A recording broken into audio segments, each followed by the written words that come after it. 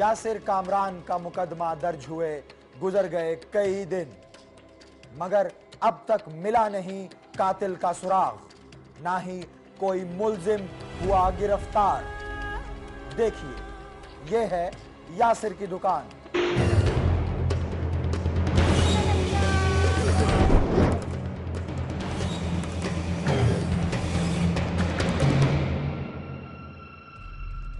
मंगल 14 दिसंबर की रात यासिर कामरान इसी दुकान में था कि उस पर फायरिंग कर दी गई। पुलिस के बयान के मुताबिक गोली लगने से उसकी मौत हो गई। देखिए, यह है यासिर की तस्वीर।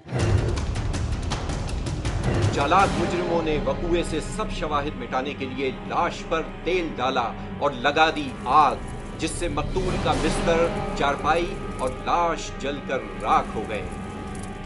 मुजरिम निकल गए पतली गली से और किसी को उनका खुरा ना मिला।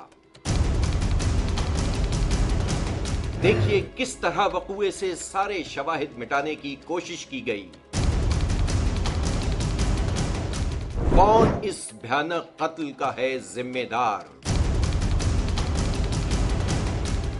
यह है मुबैना तौर पर मकतूल यासिर का घर। इस घर में सफे मातम बिछी है।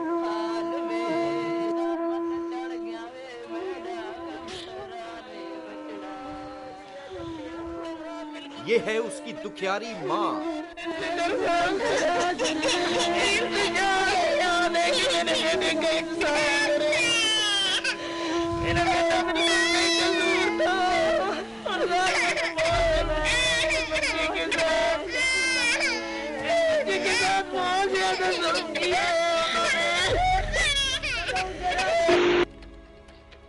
यासिर कामरान के कत्ल केस ने उस वक्त लिया एक अहम मोड़ जब मुअम्मा बन गई उसके दोस्त अता मोहम्मद की गुमशुदगी।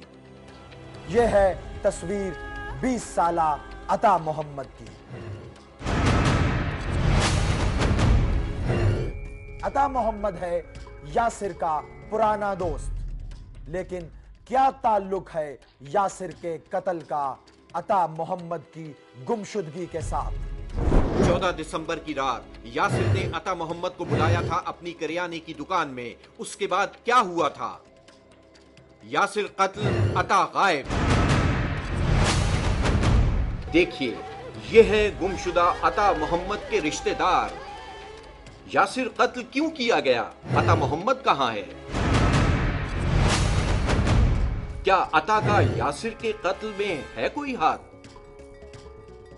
पुलिस ने अता मोहम्मद के भाई और चचा को ले लिया हिरासत में, मगर इस पूछताछ का नतीजा सिफर। उन्हें नहीं मालूम था कि अता मोहम्मद कहां गया। एक दोस्त कत्ल, दूसरा दोस्त गायब।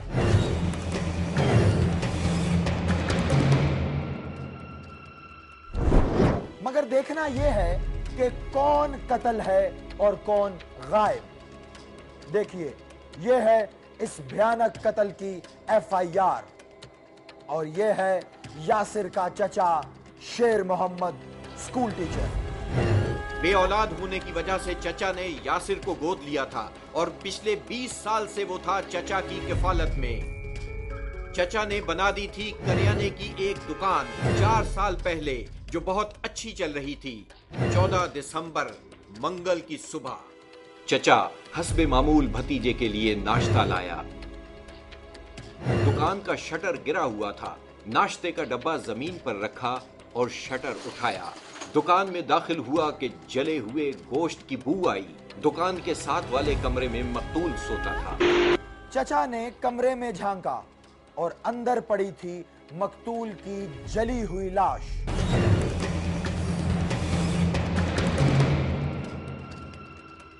देखिए, इस FIR में शेर मोहम्मद का यही बयान दर्ज है।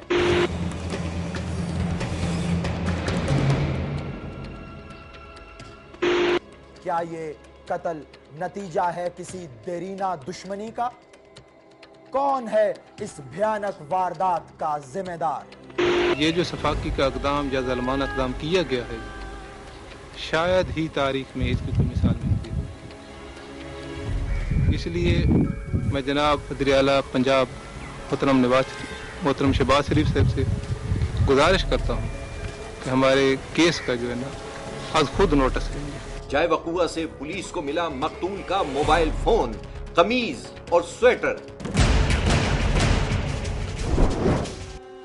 ये रोता हुआ बूढ़ा शख्स है मकतूल यासिर का बदकिस्मत बाप।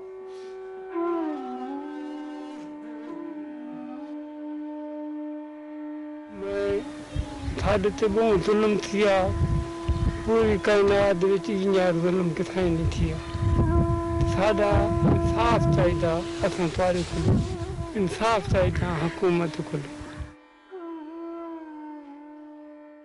ये है थाना वां भचरा, जहां इस कत्ल की तहकीकात हो रही हैं। डीपीओ मियां वाली राना अब्दुल जब्बार, इन्होंने तफ्तीश में सुस्त रवि पर किया एसएचओ असलम मैकन को तब्दील और लगाया उनकी जगह इंस्पेक्टर मेहर खान को। तफ्तीश की अहम कड़ी थी गुमशुदा यासिर का देरीना दोस्त अता मोहम्मद।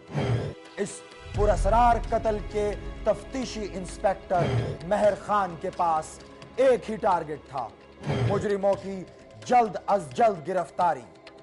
तफ्तीश जारी रही और आ गया इतवार 2 जनवरी 2011 का दिन।